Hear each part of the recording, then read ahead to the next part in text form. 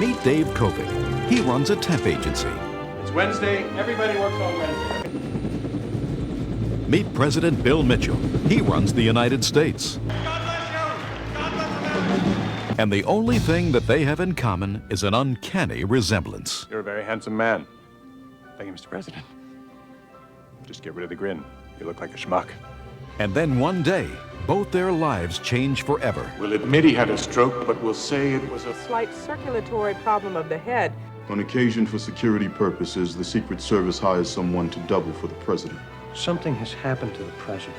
What about the vice president? The vice president is mentally unbalanced. This is the story of an ordinary man thrust into an extraordinary life. Good night, Mr. President. Good night. Going a little hair tighter. The man responsible for overseeing this project has brought us many of the most popular comedies in motion picture history.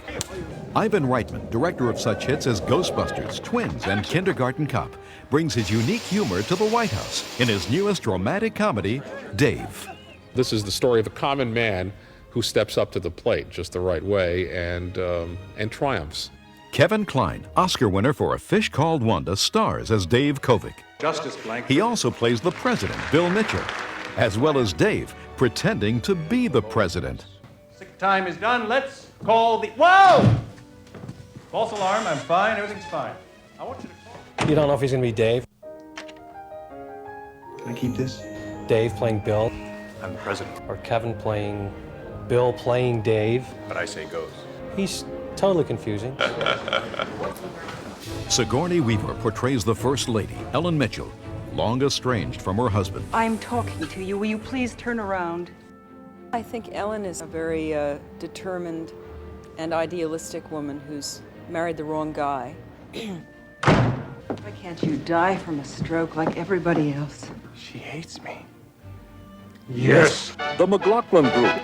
2 weeks after his brush with death, the president is suddenly bounding around the country with the energy of a high school track star. Once Dave assumes the presidency, he kind of does his own thing.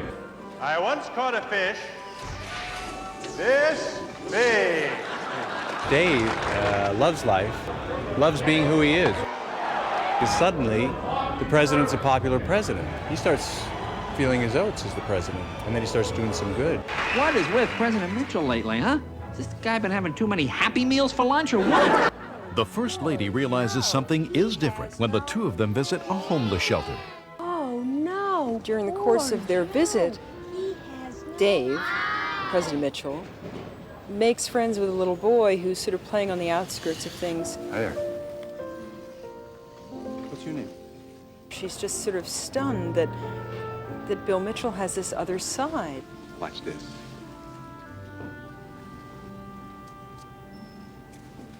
She keeps seeing this wonderful, winning, warm man who looks exactly like her horrible husband, and it's like the Twilight Zone or something.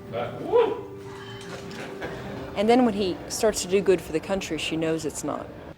One thing Dave does is to bring in his best friend and accountant, Murray, played by Charles Can I Grodin. help you? I'm here to see the president. Is that right? You gotta help me cut the budget a little. Who does these books? I mean, if I ran my business this way, I'd be out of business. Another star of the film is the White House. How do you go about recreating the most famous house in America? The answer for the production and producer Lauren Schuler Donner was straightforward. We did not have permission to shoot in the White House, so we built it.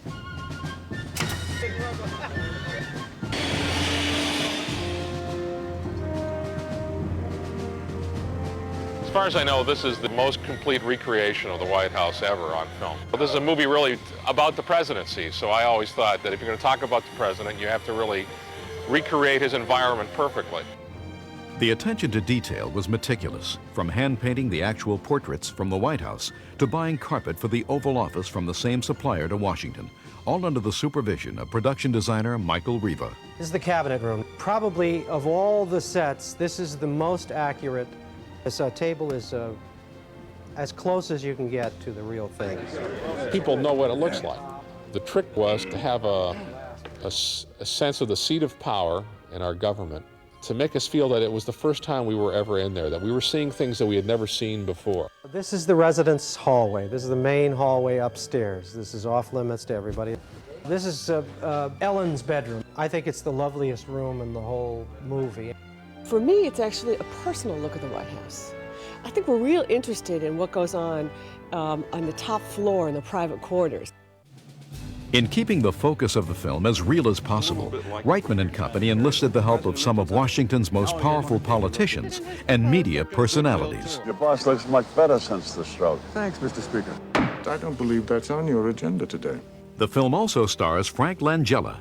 He's the chief of staff. His name is Bob Alexander, and he wants to be president. It's not his job. It's my job. Kevin Dunn as the president's press secretary. Do you know how many different kinds of laws we've broken? And Ben Kingsley as the vice president.